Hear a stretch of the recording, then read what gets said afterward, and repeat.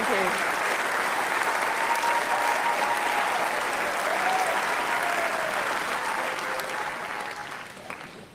you. My friends, it's great to be with you here in Birmingham. It's fantastic to see the cranes across the skyline building new buildings, the busy trams coursing down the streets, and the bull standing proudly at the heart of Birmingham. My friends, this is what a city with a Tory mayor looks like.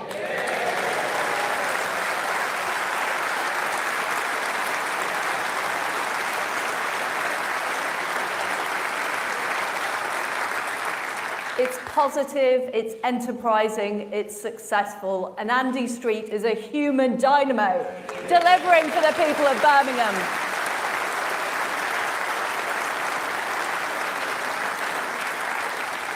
And our Teesside Mayor, Ben Houchin, is also delivering new jobs and investment. This is what modern conservatism looks like.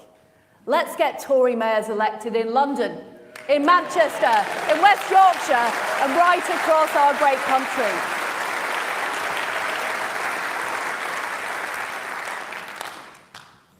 We gather at a vital time for the United Kingdom.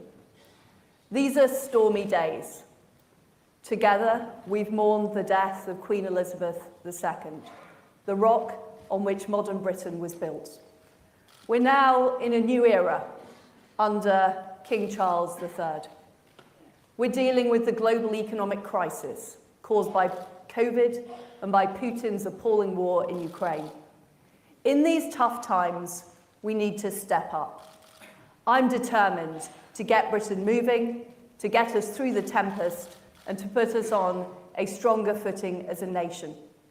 I'm driven in this mission by my firm belief in the British people. I believe that you know best how to spend your own money, to get on in life, and to realise your ambitions.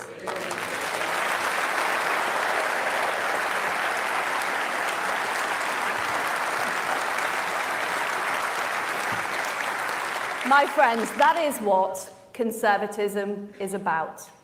It's a belief in freedom, in fair play, and the great potential of the British people. So I'm not going to tell you what to do, or what to think, or how to live your life. I'm not interested in how many 2-for-1 offers you buy at the supermarket, or how you spend your spare time, or in virtue signalling. I'm not interested in just talking about things, but actually in doing things. What I'm interested in is your hopes and fears that you feel every day. Can you get a good job locally? Is it safe to walk down the high street late at night? Can you get a doctor's appointment? I know how you feel because I have the same hopes and fears. I want what you want. I've fought to get where I am today.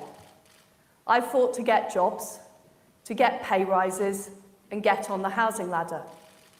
I've juggled my career with raising 2 wonderful daughters. I know how it feels to have your potential dismissed by those who think they know better. I remember as a young girl being presented on a plane with a junior air hostess badge. Meanwhile, my brothers were given junior pilot badges.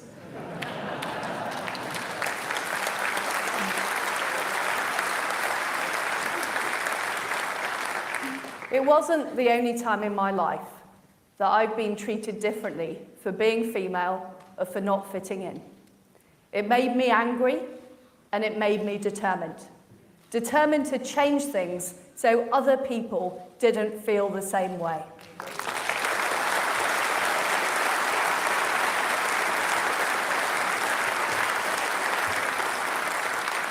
I remember growing up in Leeds, where I saw too many children being let down by low expectations, let down by a Labour council who were more interested in political correctness than they were in school standards. But I was lucky to have been brought up in a family that cared about education. They taught me the value of hard work and enterprise. And I stand here today as the first Prime Minister of our country to have gone to a comprehensive school.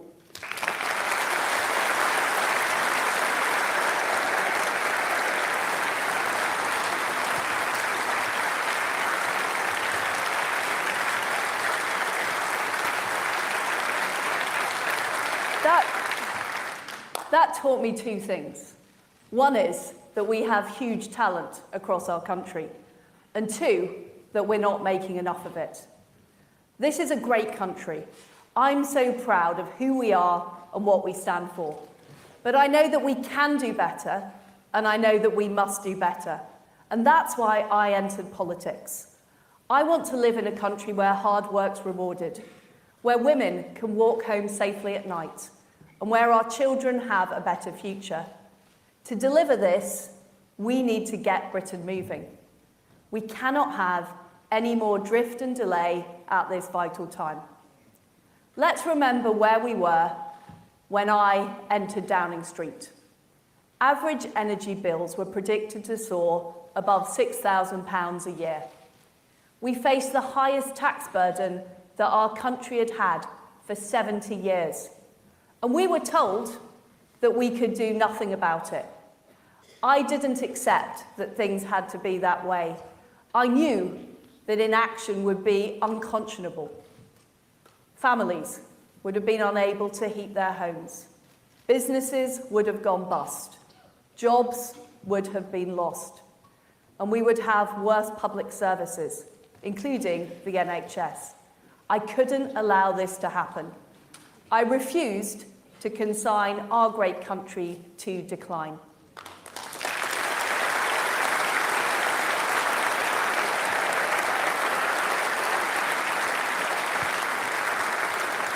And that's why I promised on entering Downing Street to act.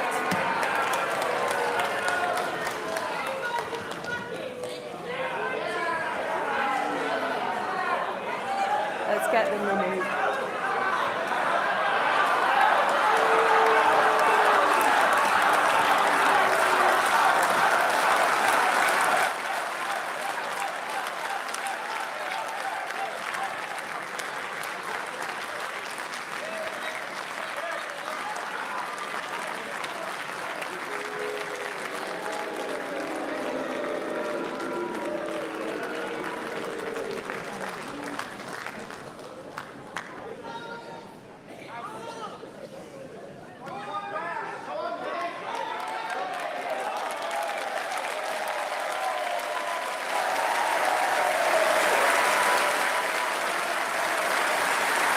Now,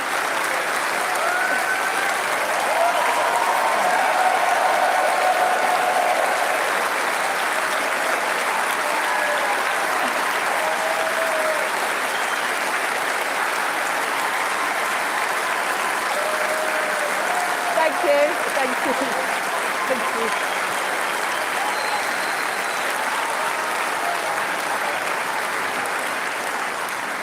Now, later on in my speech, my friends, I'm going to talk about the anti-growth coalition.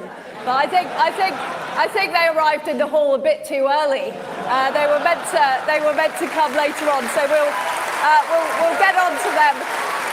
We'll get on to them in a few minutes. But what we did is we acted. We made sure that the typical household energy bill shouldn't be more than around £2,500 a year this winter and next. We followed up with immediate action to support businesses over the winter. We're determined to shield people from astronomically high bills.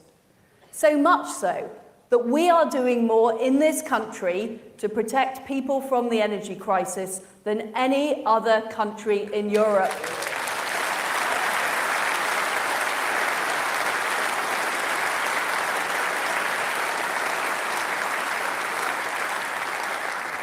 Our response to the energy crisis was the biggest part of our mini-budget.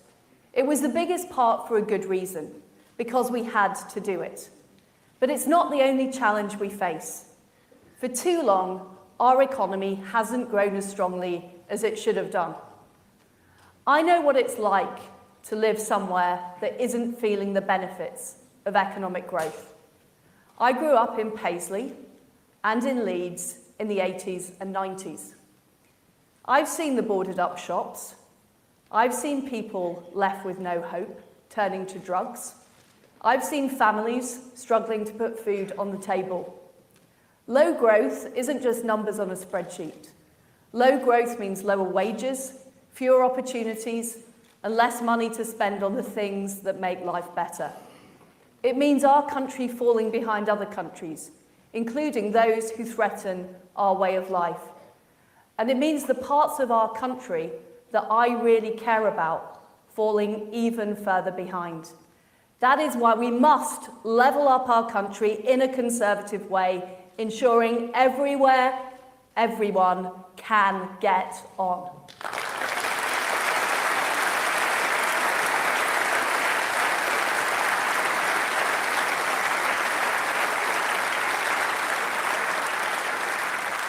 Conference, it's wrong to invest only in the places that are thriving, as economic models often have it. We need to fund the furthest behind first. And for too long, the political debate has been dominated by the argument about how we distribute a limited economic pie. Instead, we need to grow the pie so that everyone gets a bigger slice.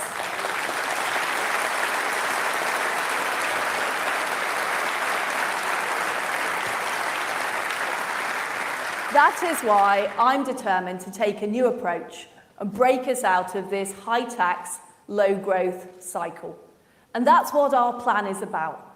It's about getting the economy growing and rebuilding Britain through reform. The scale of this challenge is immense. War in Europe for the first time in a generation, a more uncertain world in the aftermath of COVID, and a global economic crisis. That is why, in Britain, we need to do things differently. We need to step up. As the last few weeks have shown, it will be difficult. Whenever there's change, there is disruption. And not everybody will be in favour of change. But everyone will benefit from the result. A growing economy and a better future.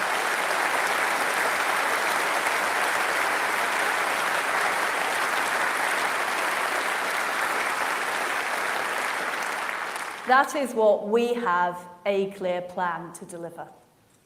I have 3 priorities for our economy: growth, growth, and growth.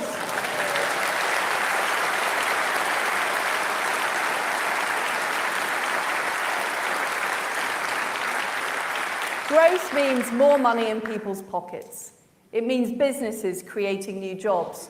Growth means people can feel secure and they can plan for their future. Fundamentally, growth helps people fulfill their hopes and their dreams. And that's why our dynamic new Chancellor and I will be taking action in 3 areas. First of all, we will lower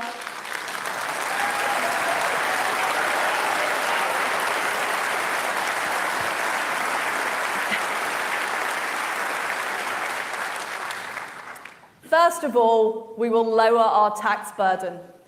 Over the summer, we had a robust debate, and the Conservative Party will always be the party of low taxes.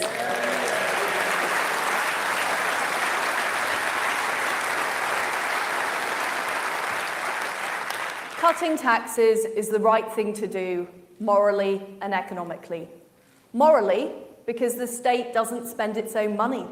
It spends the people's money. Economically, because if people keep more of their own money, they're inspired to do more of what they do best. That's what grows the economy. When the government plays too big a role, people feel smaller. High taxes mean you feel it's less worthwhile working that extra hour, going for a better job, or setting up your own business. That's, my friends, is why we are cutting taxes.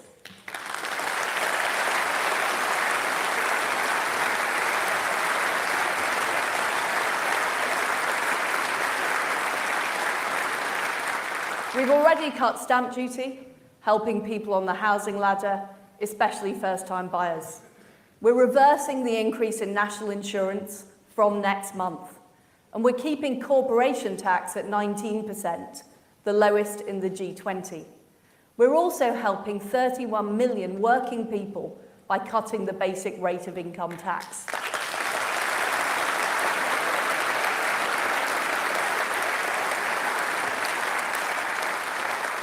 We need to be internationally competitive with all our tax rates attracting the best talent. Cutting taxes helps us face the global economic crisis, putting up a sign that Britain is open for business.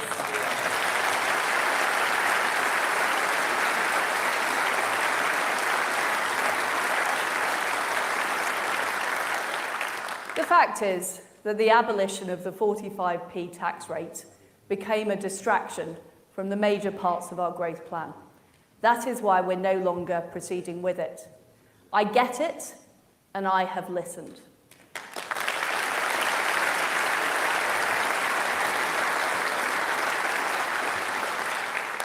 Secondly, we will keep an iron grip on the nation's finances. I believe in fiscal responsibility. I believe in getting value for the taxpayer. I believe in sound money and a lean state. I remember my shock opening my first paycheck to see how much money the taxman had taken out. I know this feeling is replicated across the country.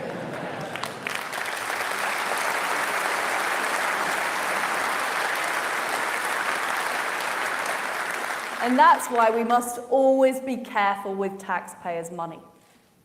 It's why this government will always be fiscally responsible. We are in extraordinary times. It would have been wrong not to have proceeded rapidly with our energy and tax plan. I am clear we cannot pave the way to sustainable economic growth without fiscal responsibility. So we will bring down debt as a proportion of our national income.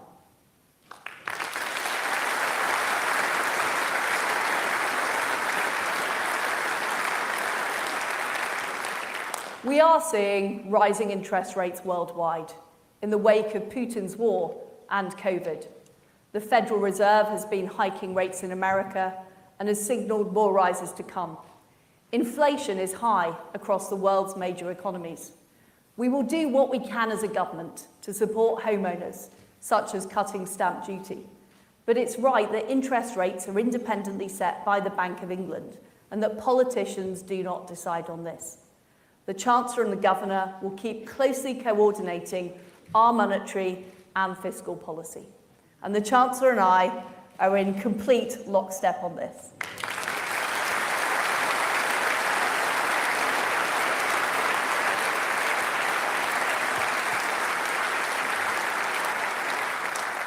Thirdly, we will drive economic reforms to build our country for a new era. We're taking a new approach based on what's worked before. Previously, we faced barriers to growth like militant unions, nationalised industries, and outdated city regulation. Now we must break down the barriers to growth built up in our system over decades. Decisions take too long. Burdens on businesses are too high. Infrastructure projects get delayed for years and years and years. As a result, we've seen economic growth choked off. Houses haven't been built where they are needed and wanted, and we've become averse as a nation to doing things differently. I love business. I love enterprise. I love people who take responsibility, start their own businesses, and invest.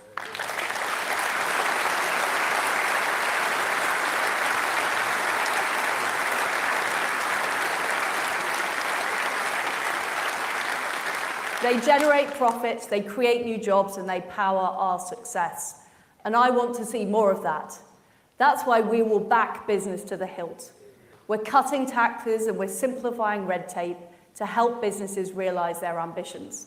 And this is what our new investment zones will do, helping us level up across the country. We're going to be inspired by the great hubs of industry like Bourneville here in the West Midlands. And that's what zones in places like here and around the country will deliver. We want to create the zones in England, Scotland, Wales and Northern Ireland. Now is the time to harness the power of free enterprise to transform our country, ensure that our greatest days lie ahead.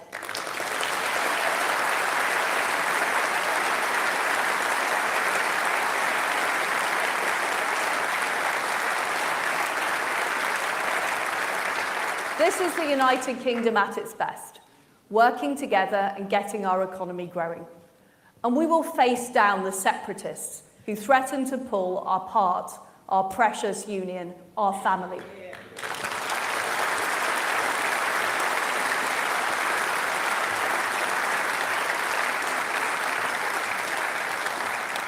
Next year, we will host the Global Investment Summit. This will show the world's top investors there's nowhere better to invest than the UK. And we're seizing the newfound freedoms outside the European Union. We're the party who got Brexit done, and we will realise on the promise of Brexit.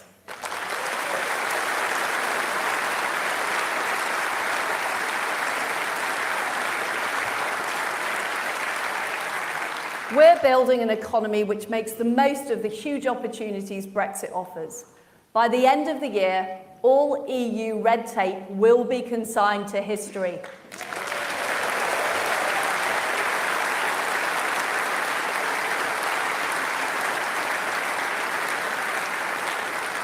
Instead, we will ensure that regulation is pro-business and pro-growth. Leaving the EU gives us the chance to do things differently, and we need more of that. That's why over the coming weeks, my team of ministers will set out more about what we're going to do to get Britain moving. We'll make it easier to build homes, to afford childcare, and to get superfast broadband. We'll help you set up your own business and get a mobile phone signal wherever you are in the country.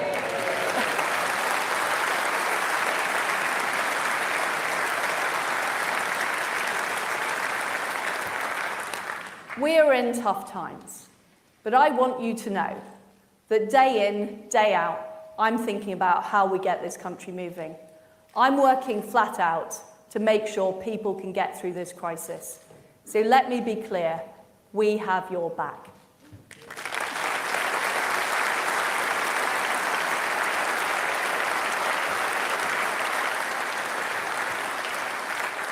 That is why the government took decisive action to tackle the energy crisis.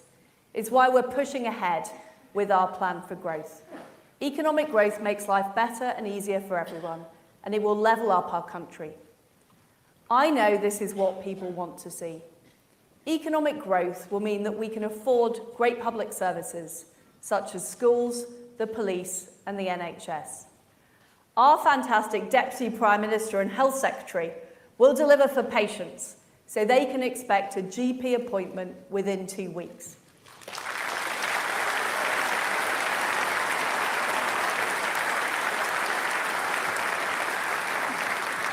She will ensure that those who need urgent care will be seen on the same day.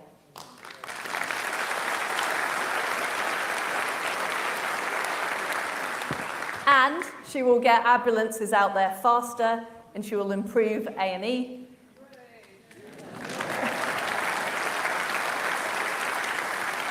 And she will bust the COVID backlog. That's not all. And she will bolster social care so everyone gets the care they need.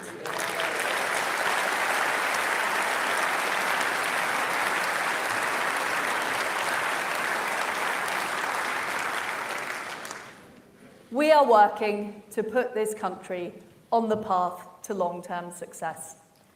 That means ensuring we are safe and secure. One of the reasons we're facing this global crisis is because collectively the West did not do enough. We became complacent. We didn't spend enough on defense. We became too dependent on authoritarian regimes for cheap goods and cheap energy. And we did not stand up to Russia early enough.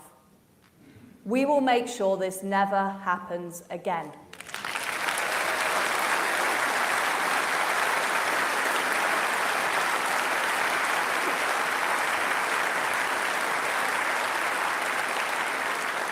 So we are taking decisive action to reinforce our energy security. We're opening more gas fields in the North Sea and delivering more renewables and nuclear energy. This is how we will protect the Great British environment, deliver on our commitment to net zero, and tackle climate change.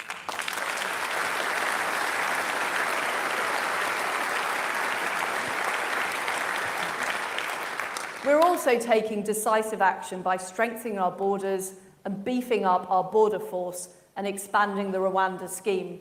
Our brilliant new Home Secretary will be bringing forward legislation to make sure that no European judge can overrule us.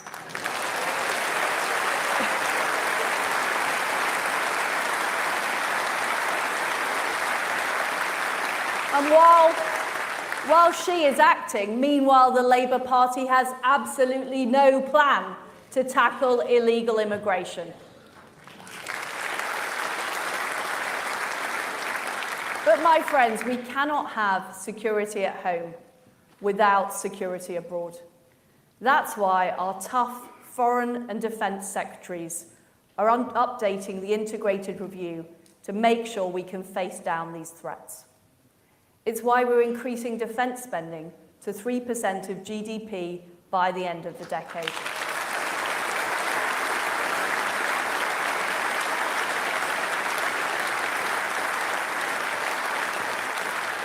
This will ensure that our armed forces are ready to tackle new and emerging threats. We're working with our friends and allies to support Ukraine in the face of Putin's brutal war. The brave Ukrainian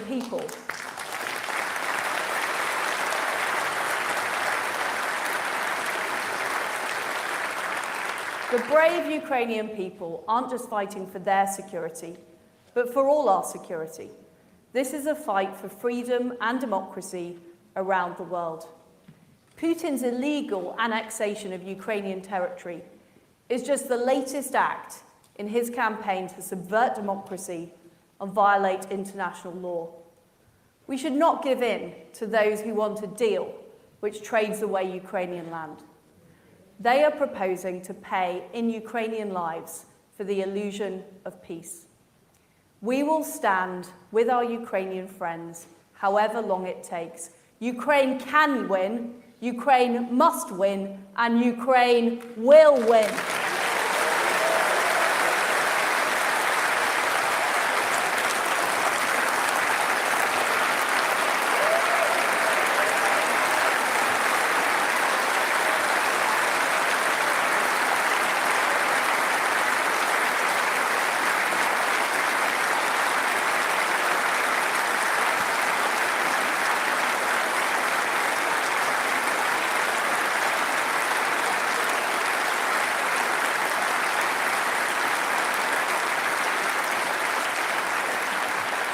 I know that President Zelensky and the people of Ukraine will welcome our solidarity with them at this very, very difficult time. To take on Russia and other authoritarian regimes, free democracies need strong economies. Economic growth makes us strong at home and strong abroad. And we need an economically sound and secure United Kingdom. And that will mean challenging those who try to stop growth. I will not allow the anti-growth coalition to hold us back.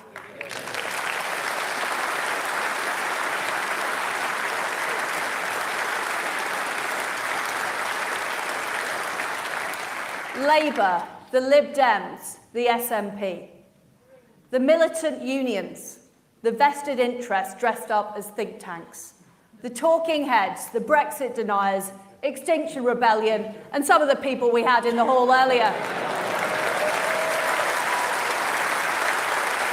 The fact is,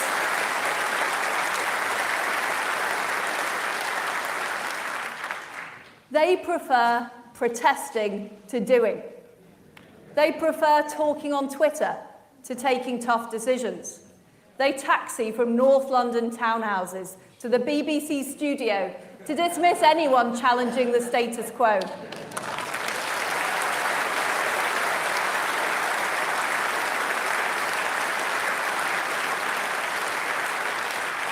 From broadcast to podcast, they peddle the same old answers. It's always more taxes, more regulation, and more meddling. Wrong, wrong, wrong.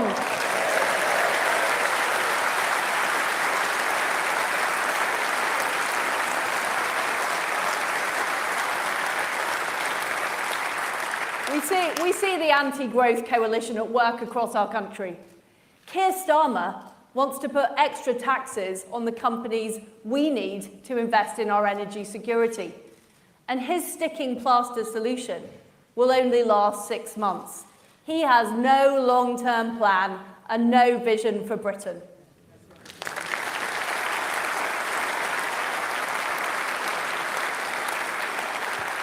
Mark Drakeford in Wales is cancelling road building projects and refusing to build the M4 relief road. Nicola Sturgeon won't build new nuclear power stations to solve the energy crisis in Scotland. Have these people ever seen a tax rise they don't like?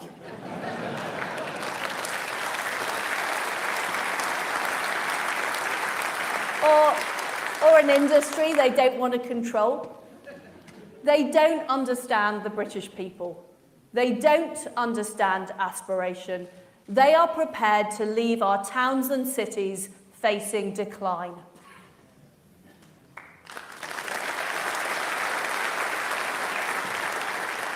My friends, does the anti-growth coalition have any idea who pays their wages?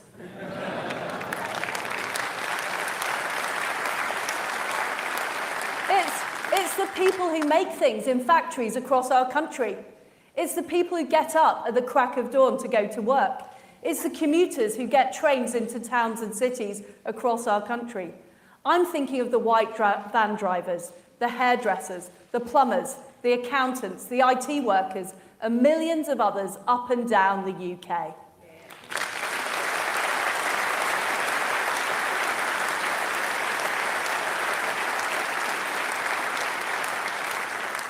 The anti-growth coalition just doesn't get it. It's because they don't face the same challenges as normal working people. These enemies of enterprise don't know the frustration you feel to see your road blocked by protesters or your trains off due to a strike. In fact, their friends on the hard left tend to be the ones behind the disruption. The anti-growth coalition think that people who stick themselves to trains, roads and buildings are heroes. I say the real heroes are the people who go out to work, take responsibility and aspire to a better life for themselves and their families.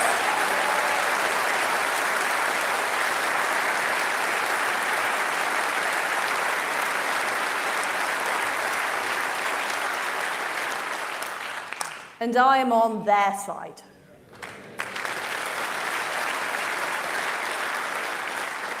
We will build roads, rail, energy and broadband quicker. We will be proudly pro-growth, pro-aspiration and pro-enterprise. That is how we will forge ahead on our long-term path to national success. In this new era, we're taking a new approach. My friends, we're focused on boosting growth and opportunity across our country. This mission will be difficult, but it is necessary. We have no alternative if we want to get our economy moving again. I'm ready to make the hard choices. You can trust me to do what it takes. The status quo is not an option. That is why we can't give in to the voices of decline. We can't give in to those who say Britain can't go faster. We can't give in to those who say we can't do better. We must stay the course. We're the only party with a clear plan to get Britain moving. We're the only party with the determination to deliver. Together, we can unleash the full potential of our great country. That is how we will build a new Britain for a new era.